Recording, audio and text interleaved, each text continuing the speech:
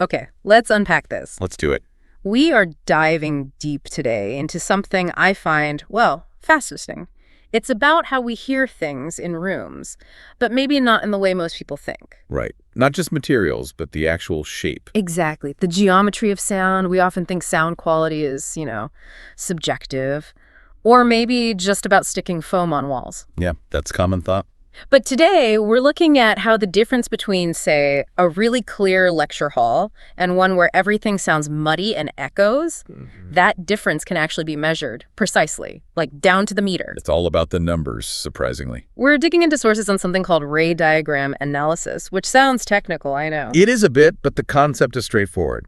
It's basically how acoustic designers predict, way before anything's built, how speech or music will sound based purely on, well, the room's shape and how the sound bounces around. Plotting the path. So our mission today, we want to pull out the actual numbers, the thresholds in meters that tell us if the acoustics are going to be excellent or if they're going to create that annoying echo. Translating distance into listening quality. Yeah.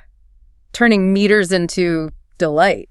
Or maybe disaster, acoustically speaking. And it really forces you to focus on that key idea. The difference in how far the sound travels directly to you versus taking a bounce. That path length difference. Right. That's what your brain actually uses to decide if that bounce, that reflection is helpful or just confusing noise. So a few meters here or there in the design. Oh, it can completely change the game. You can go from excellent right down to negative, which sounds bad. Yeah. And, well, it is. It's a very high-stakes geometry puzzle. Okay, geometry puzzle. Let's start solving it. Section 1. The basic rules of how sound bounces. Right. The fundamentals. The starting point, and this is key, is an analogy. It's often said sound reflects just like light. Angles, bounces. That's the foundation, yeah. Okay. It's called specular reflection. Think of bouncing a laser pointer off a mirror. Angle in equals angle out. Exactly. Angle of incidence equals angle of reflection. Simple, predictable. And that rule is what lets acousticians draw these ray diagrams. They can literally plot the sound path using straight lines, like geometry class. And this seems like a big sub, but treating sound like a neat little light ray isn't always valid, is it? It doesn't just happen automatically. Not at all. That simple model only works under very specific conditions. Strict physical conditions in the room. Okay. If those conditions aren't met, the whole ray diagram thing, well, it kind of falls apart. You need much more complex math than wave stuff. So what are these deal breaker conditions? The sources lay them out. They do. 3 non-negotiables before you can even start drawing those nice straight lines. All right, condition 1. Condition 1 is maybe the weirdest.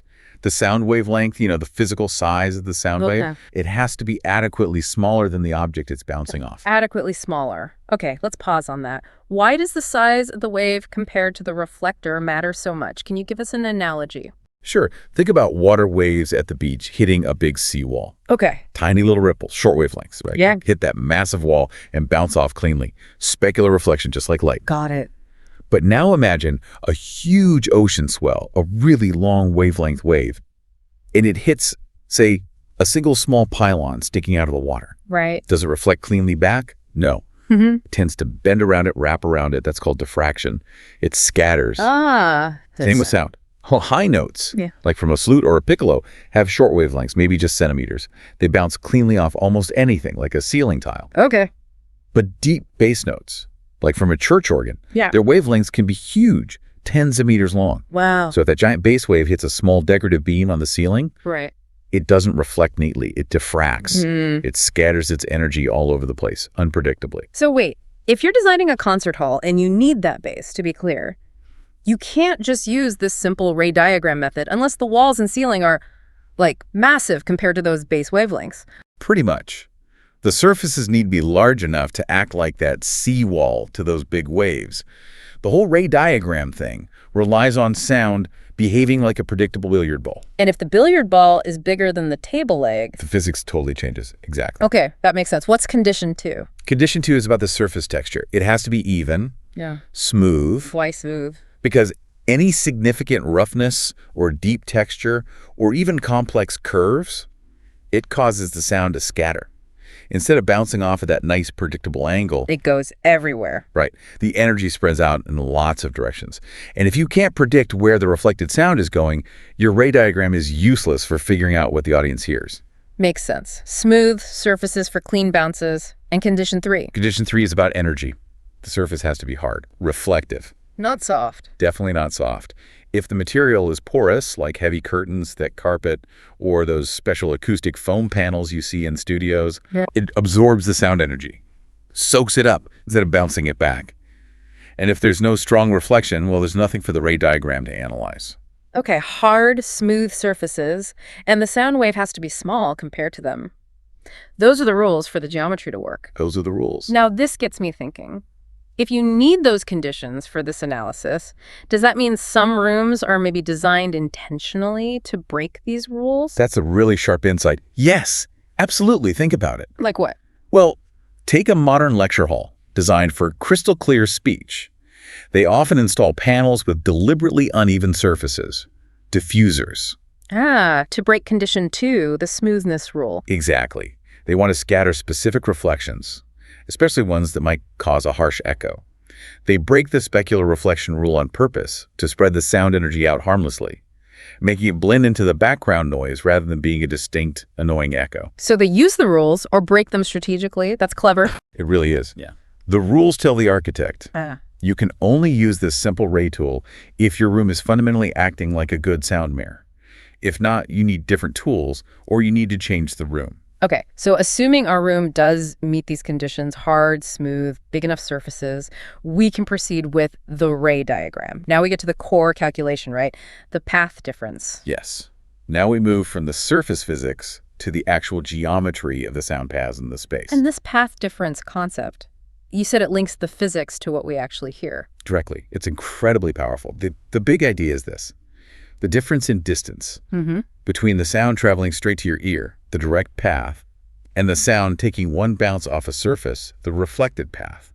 That difference in length, in meters, is directly related to the time delay your brain perceives between those two arrivals. Distance equals time, essentially. And we need to make that distance to time thing concrete. Sound travels at what, about 343 meters per second? Roughly, yeah. Depends a bit on temperature and humidity, but that's a good number for air. So does that give us a quick rule of thumb? Like how much delay does 1 meter of difference cause? It does. It works out pretty neatly. For every 1 meter of path difference, you get about 3 milliseconds of time delay. Or, maybe easier to remember, for every 3 meters of path difference, it's roughly 10 milliseconds of delay. 3 meters equals 10 milliseconds. Okay, that's useful, like a conversion rate. Exactly. It's the Rosetta Stone here. Knowing that ratio lets us immediately translate the path difference. We calculate just a number in meters into an actual sensory experience, a time gap the ear can detect. And the formula to get that number is almost disappointingly simple. It looks simple. Path difference, reflected path, direct path. That's it. Just subtract the short distance from the long distance. Yep. But getting those two distances accurately requires careful geometric modeling. That's where the standard methodology comes in. The sources outline a step-by-step process. Let's walk through setting that up, the first few steps. Okay. Step 1, you have to locate the key points in the space. 3 critical ones, which are point A is always the sound source. Could be someone's mouth speaking at a podium, or maybe the center of a stage for music. Got it. Source is A. Then you need listener positions. And the standard says you have to test the extremes. So point B is typically the first row of the audience, closest to the source. Front row. And point C is the last row, furthest away. Front row B, back row C. Why both? Why not just pick a spot in the middle? Because a reflection off the ceiling, for instance, might be perfectly fine, even helpful for someone in the front row. But that exact same reflection path could be way too long by the time it reaches the back row, potentially causing an echo there. The path difference changes depending on where you sit. I see. So the design has to work for everyone. Exactly. The acoustician has to ensure good conditions across the whole seating area. The direct sound path to B is short. The direct path to C is long. That difference often dictates how high the ceiling needs to be or what angle it should have, purely based on keeping path differences in check. Okay. Points A, B, and C are located. Step 2. Step 2 is drawing the baseline, the direct sound paths. Just draw straight lines from A to B and from A to C. That's the shortest path, the first sound arrival. Right. The length of line AB is the direct path for the front row calculation. And AC is the direct path for the back row calculation in our formula. Simple enough. Step 3 sounds trickier. Finding the reflection points. Where exactly on the ceiling or wall does the sound bounce to reach B or C? Let's call them R1 and R2. This is where that light analogy really pays off. Yeah. Acousticians use a clever geometric shortcut called the source image method. Source image method. Okay, how does that work? You don't just guess where it hits. No guessing. It's precise. Instead of trying to draw a line from A, finding where it hits the ceiling at the perfect angle to bounce to B, which is hard to do directly. Yeah, it seems fiddly. You imagine a virtual sound source, like a mirror image of A. Let's call it A prime. A mirror image? Where? Reflected across the plane you're interested in. Yeah. So if point A, the real source, is, say, 5 meters below a flat ceiling, then the virtual source, A prime, is placed 5 meters above the ceiling, directly in line, like A is looking in a mirror. Okay, so you've got this imaginary source A prime up in the ceiling void. Then what? No, it's easy. You just draw a single straight line from that virtual source A prime directly to the listener point B. A straight line from A prime to B. Yes. And the point where that imaginary line crosses the actual ceiling plane, that's R1, that's the exact spot where the sound has to hit the real ceiling to follow the law of reflection and reach listener B. Whoa, that is clever. It bypasses having to figure out the angles. Exactly. It uses the geometry of reflection implicitly. And the total length of the reflected path, AR1B, is simply equal to the length of that straight line you drew from A prime to B. Makes the calculation much easier. Brilliant. Okay, so you do that for listener B to find R1, and presumably for listener C to find R2 on the same surface. Correct. Step 4 is just drawing those full reflected paths, AR1B and AR2C. Once you've drawn those and the direct paths, AB and AC, You measure them all. you measure their lengths. Now you have the two numbers you need for our formula for both the front row, AR1B and AB, and the back row, AR2C and AC. And you subtract. Reflected path length minus direct path length. And boom, you get the path difference. In meters, that single number. That one critical number that tells you, oh, well, what does it tell you?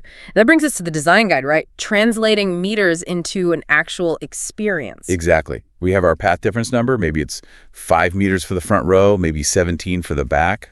Now what? How good or bad is that? That's where the industry standards, the design guide, comes in. This guide connects the physics to psychology. Precisely. It's built on decades of psychoacoustic research, how the brain processes sound, especially something called the precedence effect, or sometimes the Haas effect. Precedence effect. Yeah, it's fundamental. It describes how our brain deals with reflections that arrive very shortly after the direct sound. It's why we can usually understand speech even in slightly echoey rooms. Our brain prioritizes the first arrival. Okay, so let's look at the guide. What's the absolute best case scenario, the target? The gold standard is the excellent condition. To hit this, the path difference must be less than 8.50 meters, strictly less than 8.5. 8.5 meters, let's use our conversion. 3 meters is about 10 milliseconds. So 8.5 meters is... Just under 30 milliseconds, Yeah. roughly 25 to 28 milliseconds delay. And why is that time frame so good? Because the science is really clear on this. When a reflection arrives within about, say, 25, maybe 30 milliseconds of the direct sound, your brain doesn't hear it as a separate sound, as an echo. What does it do with it then? It fuses it. It integrates that reflected energy with the original direct sound. The result, the sound seems louder, richer, fuller, but still perfectly clear. It's often called useful reflection. So it actually helps. Absolutely helps. That's why the assessment for less than 8.5 meters is excellent for both speech and music. This is what designers aim for with surfaces near the stage, like ceiling reflectors, to get that useful energy to the audience quickly. Wow, so the pressure's on the architect then. Every main reflection, especially from the ceiling or sidewalls close to the stage, has to be designed so its path difference is under 8.5 meters. That's a tough constraint. It is. That 8.5 meter mark is the line. Cross it, and you move from excellent down to just good. Okay, what defines the good condition? That's for a path difference between 8.5 meters and 12.0 meters. 8.5 up to 12, and 12 meters is roughly 40 milliseconds delay. Around 40 milliseconds, yeah. The assessment here is still good for both speech and music. So it's acceptable, the sound is likely still clear. But, I sense a but. But you're starting to lose the benefit of that really rapid reinforcement. The reflection isn't adding as much perceived loudness or richness. And critically, you're creeping closer to the threshold where the reflection starts to become noticeable as a separate event. The danger zone. Exactly. Once you go past 12 meters, things start to go downhill. The reflection stops being helpful reinforcement and starts becoming, well, interference. So what's next after good? We hit the marginal condition. This is when the path difference is between 12.0 meters and 15.0 meters. 12 to 15 meters. Now we're talking delays up to 50 milliseconds. What does marginal mean in practice? It means the reflection is becoming audible enough, delayed enough, that it's starting to cause what's called spectral overlap, especially with speech. Spectral overlap. Sounds bad. What does that feel like to a listener? It means the reflection of, say, one syllable or word is arriving just as the next direct syllable is hitting your ear. They blur together. Oh. Think about understanding speech. You need to hear the sharp consonant sounds clearly. The P's, T's, keys. They're quiet and quick. Right. If a delayed reflection of the louder vowel sound from the previous word arrives at the same time, it can just swamp those delicate consonants. Makes it hard to understand. You have to strain to listen. Listener fatigue sets in. Okay, so marginal is definitely not good for speech. What's after marginal? It gets worse. Between 15.0 meters and 20.0 meters path difference, we are officially in the negative condition. Negative. That sounds deliberately bad. It is. The guide uses strong language. We're talking delays now approaching 60 milliseconds or more. At this point, the reflection is so delayed your brain is really struggling to fuse it with the direct sound. It's not just interfering slightly, it's actively messing things up. Actively degrading the signal, yes. Especially for rapid speech or for music where rhythm and timing are crucial. The reflected energy is basically fighting the direct sound. It can cause noticeable distortion, a kind of comb filtering effect where certain frequencies get canceled out. This probably explains why some older grand rooms with huge, flat, reflective ceilings or domes were notoriously bad for speaking in. Absolutely. Those geometries can easily create these huge path differences to parts of the room. Speakers would have to talk really slowly and deliberately. Or just shout. Or shout, yeah. Yeah. And the audience is straining. It's just a poor listening experience because of that negative condition reflection. So what's the absolute worst case? The final category? The ultimate failure, echo. This happens when the path difference is above 20.0 meters. 20 meters. So more than about 60, 70 milliseconds delay. Yeah, significantly more. At this point, that precedence effect we talked about, it completely breaks down. There's no fusion anymore. Your brain just hears two separate sounds. Exactly. It hears the direct sound, then a distinct pause. Then it hears the reflection as a clear repetition. An echo. But does it always echo if the path is over 20 meters? Good point. There's a condition. If the reflected sound is strong enough. Remember our rules for specular reflection. Hard surface, smooth surface. Right. If the surface causing that long path difference is also hard and large, like a distant back wall, the reflection will still have enough energy when it arrives to be clearly audible as a separate event. If the surface was absorptive, the reflection might be too weak to be perceived as an echo, even if it's delayed. So a long path difference plus a strong reflection equals echo. That's the recipe for disaster. Okay, so that whole 6-step process, finding points, drawing paths, calculating the difference, it all leads to checking against this table. Yep. Step 5 is compute the path difference. Step 6 is use this table to assess the listening condition. And if the designer finds path differences over 20 meters for any significant part of the audience? Back to the drawing board. The design is flawed if they can keep all the important reflections under 8.5 meters. Acoustic gold. Acoustic gold. The geometry really does determine the outcome. Okay, that covers the specific early reflections really well. Ray diagrams for echoes and reinforcement. But you mentioned acoustics is a two-front battle. What's the other front? Right. Ray analysis is great for those first few bounces, the discrete ones. But there's a bigger, more systemic issue. What happens when sound just hangs around in the room for too long? Lingering sound. Exactly. It's called prolonged reverberation. This isn't about one specific echo path. It's about the overall persistence of sound energy in the entire space. And you can fix all the specific echoes using Ray diagrams and still have a terrible sounding room because of this. Oh, absolutely. You could have no path differences over, say, 15 meters, so no negative conditions or echoes. But if the sound generally takes ages to die away, the room can be unusable. So how is this measured? Not with path difference, presumably. No, the key metric here is reverberation time, usually abbreviated as RT or sometimes RT60. RT60, what does the 60 mean? It's the time measured in seconds that it takes for the sound energy in the room to decay by 60 decibels once the sound source stops making noise. 60 decibels is a huge drop, right? Like from loud conversation down to basically silence. It's a very significant drop, yeah. A factor of 1,000,000 in sound intensity. So RT is basically how long does it take for the sound to fade out completely? A long RT means the sound lingers for a considerable time. What causes a long RT? What makes sound linger? Two main culprits, according to the sources. First, having lots of highly reflective surfaces. The same hard, smooth surfaces we needed for the Ray diagrams. Ironically, yes. If the sound keeps bouncing off hard surfaces instead of being absorbed, it retains its energy longer, contributing to a longer decay time. Makes sense. What's the second cause? Just sheer size, the volume of the space. A bigger room means longer reverberation. Generally, yes. In a very large room, think cathedral, aircraft hangar, big gymnasium, the sound waves simply have further to travel between bounces. More travel time between reflections means the overall time it takes for the sound to dissipate through natural air absorption, and the cumulative, though small, absorption at each bounce is much longer. Okay, so big rooms with hard surfaces tend to have long RTs. What's the actual problem with that? The sources mention a specific negative effect? Yes, the primary consequence is described as blurring. Blurring, like visual blur. Kind of. It's the auditory equivalent. It's the destructive overlap of sounds because the old sounds haven't faded away before the new sounds arrive. So the lingering sound masks the new sounds. Precisely. If the RT is too long, the sound of, say, the previous word or the previous musical note is still bouncing around when the next one starts. They smear together, and the sources are clear. This blurring is harmful to both speech and music. How does it harm speech? We talked about spectral overlap with marginal reflections. Is this worse? Much worse, potentially. With prolonged reverberation, it's not just one reflection interfering, it's the sum total of hundreds of reflections, creating a continuous background wash of the previous sounds. Every word blends into the next. Intelligibility plummets. Trying to follow a conversation in a really live, echoey gym is a perfect example. It's exhausting because of the blurring.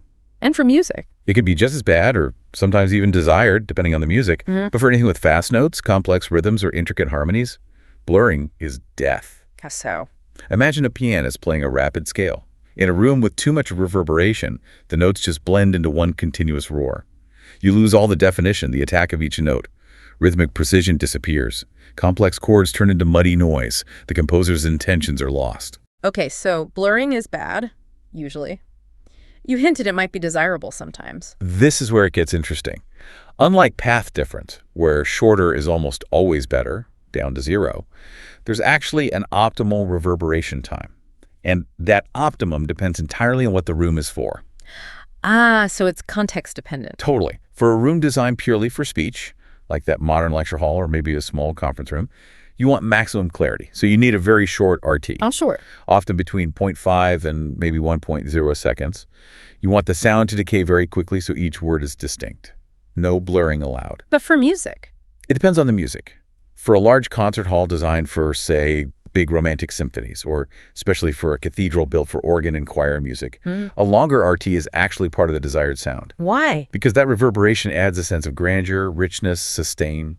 It helps blend the sounds of the orchestra together, creates that enveloping cathedral-like acoustic.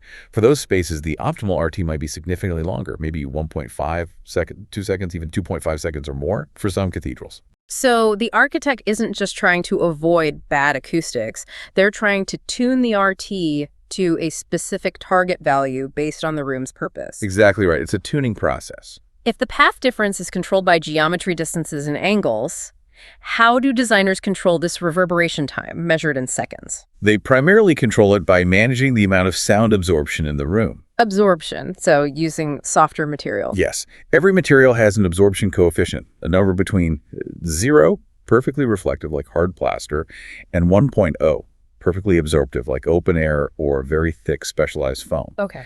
Designers calculate the total surface area of everything in the room, walls, floor, ceiling, even the audience seating, and multiply each area by the absorption coefficient of its material. They sum all that up. So they get a measure of the room's total absorption. Exactly. And then they use formulas like the Sabine formula or the Eyring formula, which relate to the room's total volume and its total absorption to predict the reverberation time, RT. So they can calculate the RT before building. They can estimate it quite accurately. And if the calculation shows the RT is going to be too long for the intended use, say 3 seconds for a lecture hall. They need more absorption. Right. They have to add materials with higher absorption coefficients, maybe replace plaster ceilings with porous acoustic tiles, put carpet on the floor instead of polished concrete, use heavily upholstered seats instead of wooden benches, specify fabric wall panels. They add absorption until the calculated RT comes down to the target value, like 0.8 seconds. So it really is a balancing act. It's totally a balancing act. Yeah. And if we link this back, acoustic design needs both. You need ray diagram analysis to handle the geometry of those first crucial reflections, making sure they arise quickly, low path difference to reinforce the sound or are strategically scattered, and definitely don't arrive late enough to cause an echo. Manage the early arrivals. And then you need reverberation time control to manage the overall decay of all the sound energy, making sure the room doesn't become a blurry mess by tuning the absorption to match the room's purpose. Get the RT right for the use case. You need both for a complete acoustic success story. Okay, this deep dive really hammered home how much acoustics relies on physics and math. It's not just subjective feel, it's applied geometry and material science. Absolutely. Distances measured in meters translate directly into the quality of what you hear. And we got some hard numbers. That critical threshold, keeping the path difference under 8.5 meters for excellent conditions, that's the gold standard. That 8.5 meters, roughly 25 milliseconds, where the reflection fuses perfectly thanks to the precedence effect. We also got the core formula. Reflected path minus direct path. Simple subtraction, but it predicts everything from reinforcement to the dreaded echo, which happens above 20 meters path difference if the reflection is strong. And we contrasted that discrete echo problem with the systemic issue of blurring caused by too much overall reverberation along RT, which muddies both speech and music unless it's specifically desired. Understanding these principles makes sense of so many architectural choices, doesn't it? Why ceilings are shaped certain ways, why some materials are used over others. Yeah, why auditoriums have those angled panels or why studios have foam. It's not just looks. It's often driven by these calculations controlling path differences and absorption coefficients. These aren't just aesthetic choices, they're often mathematically necessary. So thinking about this whole framework, the ray diagram analysis, which is so central to controlling echoes and early reflections, it all leans incredibly heavily on treating sound like light, like billiard balls. It does. But that only works if those three conditions are met. Hard surface, even surface, and this seems crucial, the sound wavelength has to be small compared to the reflector. Right. That was condition one. We've mostly talked about speech and typical music, which cover mid and high frequencies, shorter wavelengths where the Ray model often works reasonably well. But this leaves us with a final thought, maybe something for you, the listener, to ponder. Given how much this simple, powerful geometric model depends on the wave being smaller than the object, what happens when it's not? What tools and, frankly, much more complex strategies must acoustic engineers use when they absolutely need to control massive, low-frequency sound waves, deep bass, in big spaces like concert halls or cinemas? If the simple geometry of angle in equals angle out breaks down for those huge wavelengths, how do they predict and manage where that bass energy goes? That's where things get seriously complicated. Wave acoustics, boundary element modeling, much heavier math. So next time you're in a venue and you feel that really deep bass, think about the fact that the simple geometric rules we've discussed probably didn't apply to that sound. The engineers had to use a whole different playbook, something to think about.